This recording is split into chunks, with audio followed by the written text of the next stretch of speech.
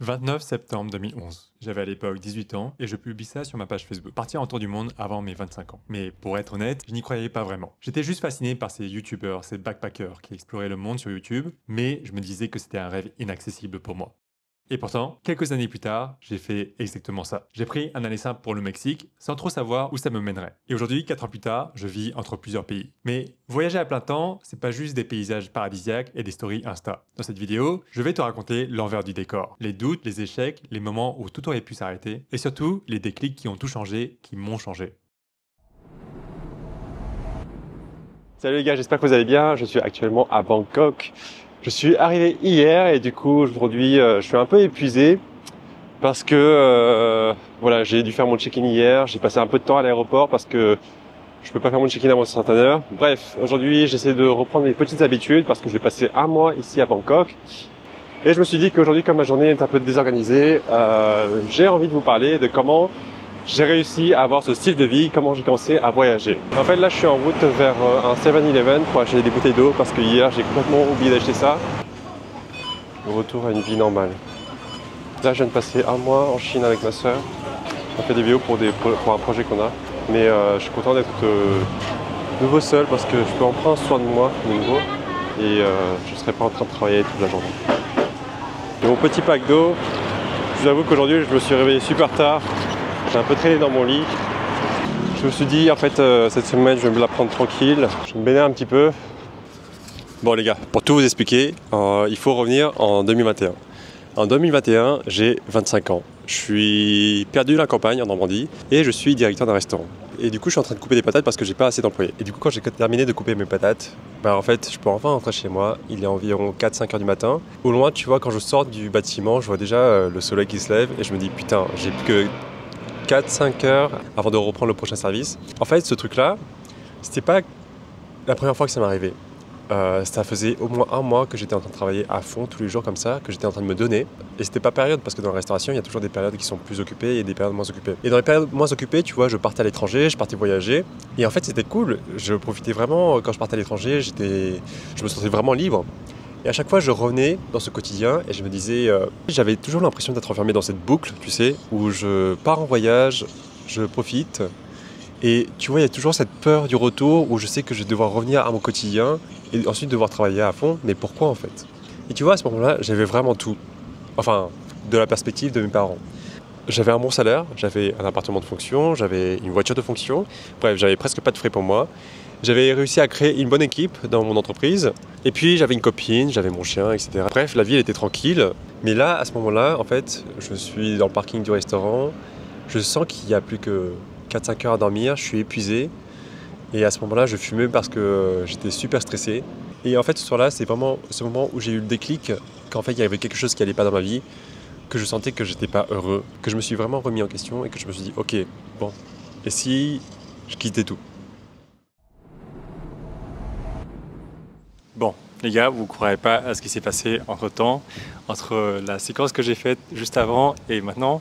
J'ai eu une semaine de ouf. Il y a eu un tremblement de terre ici à Bangkok et je suis tombé malade à cause d'une intoxication alimentaire. Bref, c'est un peu les péripéties du voyage. Quand j'ai pris la décision de tout quitter et de partir voyager, en fait, ça a été une décision qui a été un peu pour moi comme si je sautais en parachute. Quand tu es au sol, que tu n'es pas encore dans l'avion, ça a l'air excitant. Mais une fois que tu es dans l'avion et que les portes elles s'ouvrent, en fait, c'est là que les vraies peurs elles commencent. En fait, il y a ce truc que dès que tu prends cette décision de partir, de prendre un danger, il y a tout en toi qui cherche une espèce d'excuse pour te remettre en question. Dans ma tête, c'était un peu du genre comment je vais financer tout ça? Qu'est-ce qui va se passer si je me retrouve sans argent à l'autre bout du monde? Qu'est-ce qui se passe si jamais je me fais voler ou même kidnapper? Et puis aussi, il y a la pression des autres. C'est fou comme quand tu veux sortir du cadre, en fait, tout le monde devient un peu un expert sur ce que tu devrais faire dans ta vie. Et puis bien sûr, il y a aussi cette peur, quand tu te lances, d'être tout seul et bien sûr de tout perdre. Alors le premier truc, quand je me suis fixé que j'allais partir en tour du monde, je me suis dit que j'allais prendre un billet d'avion sans retour. Ça a été mon action pour fixer tout, figer et que je ne peux pas changer d'autre avis. Et tu vois, c'est à partir de ce moment-là que tout a vraiment changé. Auparavant, je procrastinais un petit peu la décision, etc. Dès que j'ai acheté ce billet d'avion, mon cerveau il s'est mis en mode action. J'ai arrêté de me poser des questions existentielles, j'ai arrêté d'écouter tous les gens qui étaient autour de moi. Parce que avec ce billet d'avion qui avait été acheté, en fait, il me restait plus qu'une seule solution, c'était d'avancer. À ce moment-là, tu vois, c'était en plein Covid. À ce moment-là, comme j'avais pas de travail, j'utilisais mes économies ici. Du coup, l'une des premières solutions que j'avais, ça a été de vendre tout ce que j'avais. Je me suis dit que quitte à partir, il fallait que je purge un peu tout ce que j'avais et me débarrasser de tout ce qui me retenait dans mon ancienne vie. Du coup, je me suis débarrassé de ma PS4, de mon iMac et surtout, mon plus gros blocage, ça a été ma voiture parce que je me suis dit que si je revenais, ça serait peut-être utile d'avoir une voiture. Et c'est, je crois, ce qui me retenait aussi le plus avec mon ancienne vie. Mais voilà, j'ai pris cette décision de vendre ma voiture et j'ai remplacé tout ce que j'avais dans mon ancienne vie un peu et j'ai tout remplacé par un sac à dos que j'ai acheté, des nouveaux vêtements, une nouvelle caméra. Dans ma tête, je me suis dit il fallait que je me reconstruise et c'était un peu ma manière de créer un nouveau moi. Et c'est quand j'ai commencé à vendre tout ça qu'il y a une autre peur qui est apparue, qui est le fait d'être seul et de ne pas être sûr de prendre la bonne décision. Mais tu vois, étrangement, pour une fois, cette peur-là, c'était une peur qui me donnait de la motivation. C'était une peur qui me faisait avancer et qui vraiment m'encourageait et à trouver des solutions à mes problèmes et d'avancer vers ce que je voulais, vers mon objectif. Et ça a été une de mes premières leçons. C'est pour ça que quand tu prends ce genre de décision, il faut prendre une décision avec un acte radical. Parce que si tu attends d'avoir toutes les réponses, tu vas juste continuer à réfléchir et rien ne va changer. Parce que tu vois, le truc, c'est que la vie, elle aime te tester. 2 semaines avant mon départ, on est le matin, j'ouvre ma boîte mail, je me dis ok, c'est bon aujourd'hui, je me prépare et je prépare mon itinéraire. Et qu'est-ce que je vois dans mes mails? C'est que mon vol est annulé parce que la Bolivie, le pays que j'avais choisi, il a fermé ses frontières.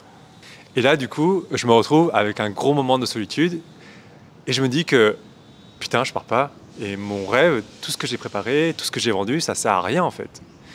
Et pendant toute une journée, je me suis dit est-ce que ça veut dire que je dois tout annuler? Je me suis dit ok, c'est vrai que là, je vais voyager pendant le Covid. Peut-être que ce n'est pas le meilleur moment, peut-être que je devrais repousser à plus tard. Mais en fait, j'étais tellement déjà engagé dans toutes mes démarches, dans le fait d'avoir dit à mes potes que j'allais partir pour 1 an, le fait que je me suis engueulé avec ma mère parce que je lui ai dit que j'allais partir.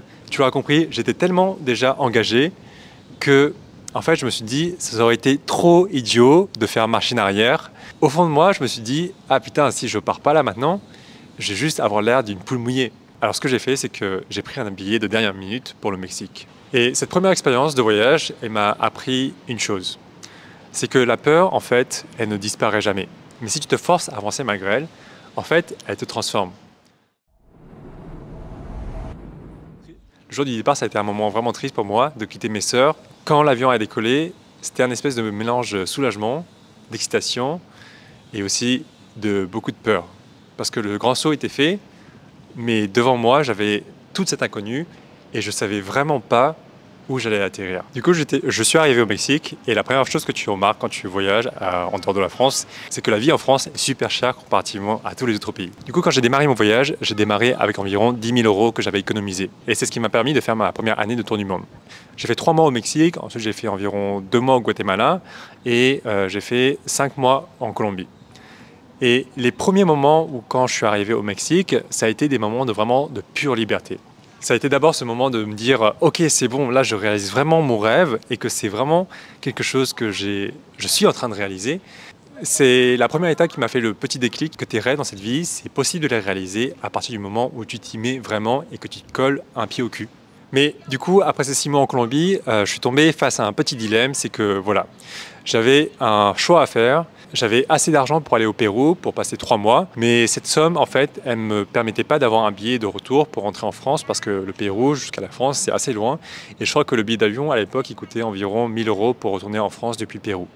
Alors, en fait, j'avais à ce moment-là une décision à faire. Soit j'ai décidé de rester en Colombie quelques mois supplémentaires et ensuite je rentre en France, soit je me décidais de partir au Pérou et là, de prendre le risque de ne pas vraiment pouvoir rentrer en France. Bref, du coup, je me suis dit ok Matt, c'est pas très raisonnable de prendre un billet pour le Pérou tout en sachant que tu n'auras pas de moyen de rentrer en France.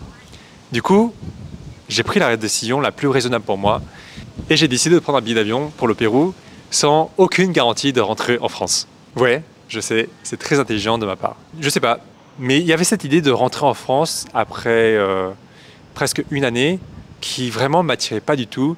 J'avais vraiment pas envie de rentrer en France après la vie que j'avais connue cette année. Je me suis dit que j'allais retenir ma leçon précédente et juste faire quelque chose qui me fait peur et je trouverai la solution en chemin. En fait, tu sais, quand tu voyages, il y a au bout d'un moment cette espèce de croyance qui dit que si tu es à la recherche de quelque chose, le voyage te mettra sur le chemin des personnes qui t'offrent cette solution. Et moi, je ne suis pas quelqu'un de très spirituel, tu vois. Mais c'est précisément une solution qui m'attendait à Santa Marta, en Colombie, quelques semaines avant mon départ. Avant mon départ, j'ai décidé de retourner à Santa Marta, qui est sur la côte de la Colombie, parce que j'ai des amis qui ont une auberge de jeunesse là-bas. Et je me suis dit que j'allais leur dire au revoir avant de partir de la Colombie.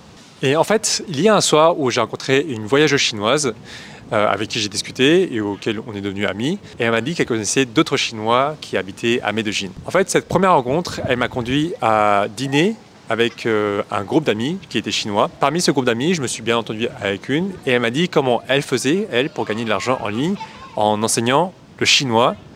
Et elle me disait que tout ce qu'elle faisait, en fait, quand elle faisait des cours de chinois, du coup, c'est qu'elle faisait des discussions, converser avec ses étudiants. Et du coup, cette nouvelle rencontre que j'ai faite, elle m'a dit « Ok, pourquoi toi tu ferais pas ça avec le français ?» Le truc, c'est qu'à ce moment-là, tu vois, je croyais pas que j'en serais capable. Parce que déjà, je pensais que j'étais pas crédible. Déjà, je suis chinois. Je suis pas sûr que les gens me prennent au sérieux pour enseigner le français. Ensuite, j'ai pas le bac.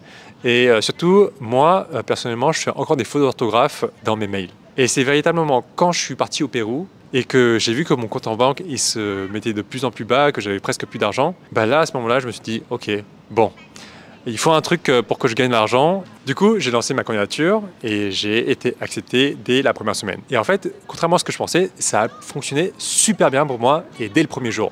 Par exemple, le premier mois, j'ai gagné environ 800 € et les mois suivants, j'ai gagné environ 1000 € par mois. Et tout ça, ça m'a permis de continuer mon voyage au Pérou. Contre toutes les attentes, à ce moment-là, je suis devenu professeur de français, le truc que j'aurais jamais pensé imaginer. Par contre, ça m'a contraint à changer mes habitudes parce que je devais avoir une bonne connexion Wi-Fi, alors j'ai dû commencer à être un peu plus sédentaire. J'ai dû commencer à réorganiser mes journées parce que je passais 4 à 6 heures par jour à faire mes cours en ligne. Et donc, ça a fait que j'ai dû changer ma manière de voyager également parce que j'ai commencé à avoir des jours de bureau et du coup, j'ai dû en quelque sorte créer une espèce de routine de voyage pour trouver cet équilibre entre travail, voyager et exploration. Et surtout, je devais commencer à penser à ma santé mentale et physique parce que je ne pouvais pas bouger tout le temps et enseigner. Mais bon, j'avoue qu'à ce moment-là de mon voyage, je ne voyais pas ça trop comme un fardeau parce qu'en fait, je commençais à être un peu épuisé de tout ce fast travel, tout ce que les backpackers font, c'est-à-dire voyager de ville en ville, c'est-à-dire en quelques jours. Et vraiment, c'était quelque chose qui commençait à m'épuiser parce que j'en avais marre des rencontres éphémères, j'en avais marre de ne pas vraiment découvrir la culture dans laquelle je m'intégrais, dans laquelle j'arrivais. Et surtout, j'en avais marre de ne pas me faire des amis également, partout où je voyageais. Et l'autre chose, c'est que bien sûr, quand tu dois changer de hostel tous les 2-3 jours, c'est quelque chose qui est vachement épuisant parce que franchement, essayer de faire ta valise tous les 2-3 jours, c'est chiant, quoi. Du coup, j'avais vraiment besoin à ce moment-là de me poser et juste de faire du voyage un peu plus long. Bref, fin 2021, tout se passe bien. Je gagne suffisamment d'argent pour voyager. J'étais revenu à environ 1000 € d'économie pour les urgences et je suis devenu digital nomade. Sauf que, ça ne pouvait pas tout bien se passer. Un soir, à Lima, au Pérou, dans une auberge de jeunesse où j'avais déposé mes bagages, mon casier a été forcé. Et mon MacBook s'est fait voler. Et là, ça a été la fin du monde pour moi. Parce que mon MacBook, c'était pas seulement un ordinateur, c'était mon instrument de travail, c'était la manière dont je faisais pour gagner de l'argent. Et là, je me suis dit que, bon, c'est la fin de mon voyage, je crois que là, il faut définitivement que je rentre en France, j'ai plus d'argent, j'ai plus d'ordinateur, et là, il faut que je rentre en France pour trouver du travail, pour me refaire, quoi. J'avais plus aucune solution sur place. Et j'ai passé, je crois, une journée à réfléchir, à peser le pour et les contre. Et c'est à ce moment-là que j'ai décidé de faire appel à l'aide à ma famille. Et c'est ma sœur Céline, dont la chaîne YouTube venait de décoller, qui m'a dit qu'elle voulait m'aider. En fait, elle m'a offert de venir en Colombie et de m'apporter un MacBook. Et du coup, c'est vraiment le truc qui m'a sauvé. Sauf qu'elle m'a dit qu'elle pouvait venir seulement dans 2 mois. Et moi, je me suis dit, 2 mois, c'est un peu loin en fait. C'est-à-dire que je vais devoir trouver des solutions pour travailler et ensuite pour pouvoir rester ici, mais aussi pour pouvoir continuer le voyage. Du coup, ce que j'ai fait, en fait, c'est que j'ai trouvé une solution très rapide. C'est que je suis allé dans un magasin, je suis allé voir les PC les moins chers qu'il y avait, et j'ai acheté un PC à 100 balles qui faisait juste le nécessaire pour que je puisse continuer à faire mes cours. Bon, le PC était pourri, hein. Il y avait juste une webcam, j'ai dû changer 2-3 trucs au clavier, mais c'était vraiment le PC le plus basique au monde, avec un écran vraiment pourri. Mais c'était vraiment l'essentiel pour faire les cours et pour pouvoir continuer à gagner de l'argent. Un autre truc que j'ai pas dit également, qui m'a beaucoup aidé à ce moment-là, c'est que j'avais un appartement en France que je louais à des étudiants et qui m'a aussi permis d'avoir de l'argent de poche d'urgence. Et du coup, je suis re-rentré dans ce mode de vie un peu digital nomade. J'avais plus mon PC. Du coup, je pouvais plus monter de vidéos YouTube à ce moment-là. C'était un peu triste, mais j'ai pu continuer à voyager. Et là, j'ai commencé à ralentir encore plus le rythme de mon voyage. Honnêtement, pendant les 2 mois où j'attendais ma sœur, je me suis vraiment rationné. Tout ça pour économiser de l'argent et pour pouvoir continuer à voyager dès que j'aurais eu ce MacBook. Mais c'est aussi à ce moment-là que j'ai commencé à avoir un switch de mindset, tu vois. À partir du moment où je me suis dit, ok, je rentre pas en France, même là quand c'est désespéré, j'ai vraiment commencé à me dire, ok, c'est bon. Là, mon mode de vie, c'est vraiment de voyager. Et c'est vraiment à ce moment-là que j'ai eu ce switch de mindset où je me suis dit, ok, maintenant le voyage, c'est vraiment une partie intégrante de ma vie. Et c'est vraiment le mode de vie que je choisis. C'est vraiment à ce moment-là que j'ai changé mon état d'esprit et que je suis passé du mec qui voulait juste partir voyager pour 1 an à celui qui se dit, ok, maintenant c'est ma vie à moi c'est de voyager. Bref, l'année passe, ma soeur vient, on fait des vidéos qui sont sur sa chaîne YouTube Gouzou, il y en a 2 d'ailleurs, et qui ont plutôt bien marché. Du coup, je me suis dit que ça a été rentable aussi pour elle de venir en Colombie, ce qui est une bonne chose. Du coup, voilà, l'année 2022 passe, je continue à voyager, je rentre en Colombie, ensuite je rentre en France, étonnamment, parce qu'en fait, ça faisait longtemps que j'ai pas vu ma famille et j'avais vraiment envie de les revoir. Du coup, je suis rentré pour Noël. Et en fait, j'ai aussi pris cette décision parce que voilà, je crois que j'avais fait le bout de l'Amérique du Sud et maintenant je voulais explorer l'Asie. Du coup, je me suis dit que rentrer en France, c'était pas plus mal pour aller de l'autre côté. Et de toute façon, j'avais besoin de rentrer en France. Donc, on est en 2023 et je pars explorer le Sri Lanka, le Vietnam, les Philippines et la Thaïlande. Et honnêtement, l'Asie, c'est ce qui m'a le plus touché dans mon voyage parce que je me suis reconnecté avec mes racines, mais aussi parce que tout est aussi moins cher en Asie. Par exemple, avec le budget que j'avais en Amérique du Sud, qui était environ de 800 €, je survivais, on va dire. Je vivais confortablement en Amérique du Sud, mais c'était pas genre ouf. Quand je suis passé en Asie, avec seulement 800 € par mois, j'ai pu élever mon niveau de vie à un truc super confortable. Enfin, pas super confortable, mais genre confortable. Genre plus haut de gamme que ce que j'avais en Amérique du Sud. Et du coup, je passe cette année 2023 en Asie pour ensuite retourner en 2024 en Colombie. Ouais, parce que j'ai rencontré ma copine aux Philippines. Du coup, je rentre en Colombie et étonnamment, en fait, à ce moment-là, j'en avais un peu marre de faire des cours de français. Et c'est à ce moment-là que, en fait, une autre compétence que j'ai commencé à acquérir grâce à YouTube s'est révélée à moi et j'ai commencé à pouvoir gagner de l'argent en faisant des vidéos. Encore une fois, c'est quelque chose que j'aurais jamais imaginé et que j'aurais jamais pensé possible auparavant. Je pensais que quand j'allais démarrer YouTube, je pouvais gagner de l'argent avec YouTube, mais pas en faisant des vidéos pour d'autres personnes. Mais voilà, apparemment, au bout d'un moment, j'étais assez bon et les gens se sont rendus compte de ça. Et en fait, c'est par le biais d'une connaissance d'une de mes copines qui a vu mes vidéos et elle m'a demandé de faire des vidéos pour elle. Et ensuite, elle m'a dit « Ok, tu fais des bonnes vidéos, regarde, j'ai mon pote qui a besoin de vidéographes. » Et en fait, ce pote qu'elle avait, en fait, lui, il dirige des festivals de danse. Et du coup, en février, j'ai travaillé pour un festival. Et en fait, en vendant des vidéos, j'ai gagné environ 1 000 € en un week-end. Ça, c'était une source de revenus supplémentaire que j'ai commencé à avoir. J'ai également eu des offres à Medellín de personnes qui voulaient me recruter pour faire des vidéos. Et honnêtement, l'année dernière, mes revenus sont devenus beaucoup plus stables que les années précédentes. Et ça, c'est l'autre chose que m'a appris cette partie du voyage. Tu vois, c'est qu'on a souvent ces idées trop préconçues de comment on peut gagner de l'argent. Et en fait, ça, c'est lié fortement à notre estime de soi, mais aussi par rapport à l'environnement dans lequel on vit. Et quand tu vis dans un environnement où tout le monde est salarié, tout le monde gagne sa vie en travaillant pour une personne, pour une entreprise, tu te dis qu'en fait c'est la seule solution pour gagner de l'argent. Une fois que tu commences à voyager, tu rencontres d'autres personnes, en fait tu découvres qu'il y a plein de façons de gagner sa vie que toi-même tu n'aurais jamais pu imaginer. Pour en citer quelques-uns, tu vois, là la première chose qui me vient en tête, c'est que là, je suis en Thaïlande, je suis dans un building, tu vois, et je sais pas pourquoi, mais dans ce building, j'ai rencontré 5 mecs qui font manager de OnlyFans. C'est un truc que j'aurais jamais pensé, je savais même pas que ça existait. C'est des mecs en fait qui gèrent des comptes OnlyFans.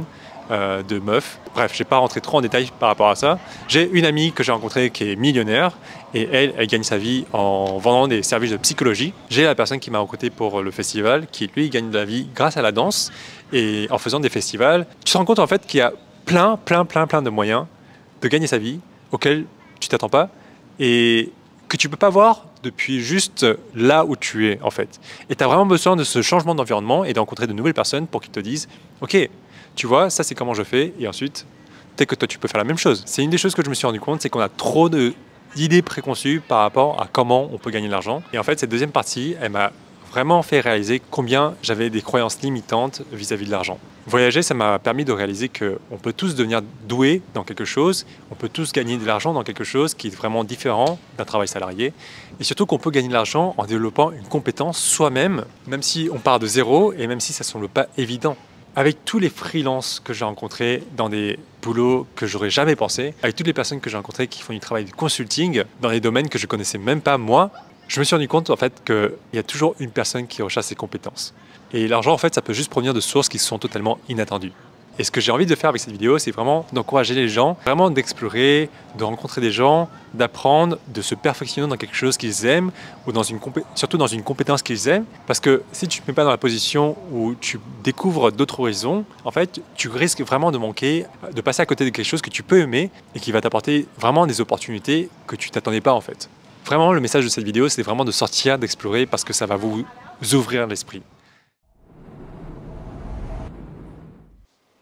Bon, du coup, désolé, mais cette vidéo, elle va être catastrophique un petit peu. Là, ma caméra, elle est tombée en rate de batterie, du coup, j'ai dû refilmer autrement. Et du coup, pour terminer cette vidéo, ce que j'ai vraiment envie de partager, c'est qu'après 80 années de voyage, la leçon finale que j'ai retenue, c'est qu'il existe toujours d'autres possibilités. Et pour certains, ça les suffit de rester dans leur environnement qui est connu, et dans leur zone de confort. Et ça, je le respecte énormément parce que c'est vraiment quelque chose que j'aurais voulu. Pas chercher autant l'inconnu parce que, honnêtement, voilà, ça apporte son lot de problèmes. Mais voilà, pour moi, c'est pas le cas. Et pour moi, je valorise beaucoup plus la liberté. Et cette liberté, elle est plus importante que moi que ce besoin de sécurité que j'ai. Et du coup, l'autre raison pour laquelle je fais cette vidéo aussi, c'est que, du coup, moi-même, cette année, je recommence à avoir de nouvelles aspirations où j'ai besoin de sortir de ma zone de confort. Parce que voilà, je me suis rendu compte que la carrière de freelance, en fait, ça ne me satisfait pas réellement. Quand tu es freelance, ok, tu peux travailler depuis n'importe où dans le monde, mais une chose que je me suis rendu compte, c'est que quand tu es freelance, tu as besoin de networker beaucoup et de faire beaucoup de contacts. Et pour moi, qui suis quelqu'un qui est plutôt introverti, qui,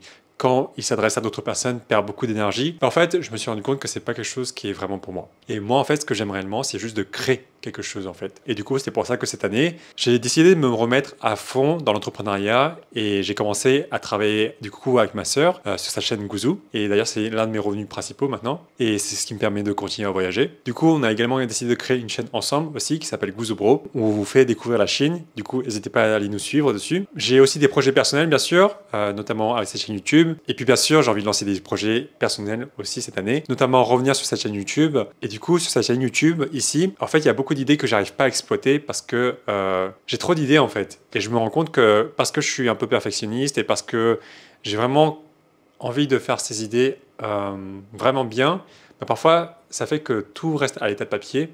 Et c'est pour ça que cette année, j'ai décidé que sur cette chaîne YouTube, j'allais me mettre à faire plus de facecam, des choses un peu plus brutes, histoire de pouvoir débiter mes idées et de pouvoir débiter voilà, mes réflexions personnelles, plutôt que de vouloir sortir quelque chose de parfait.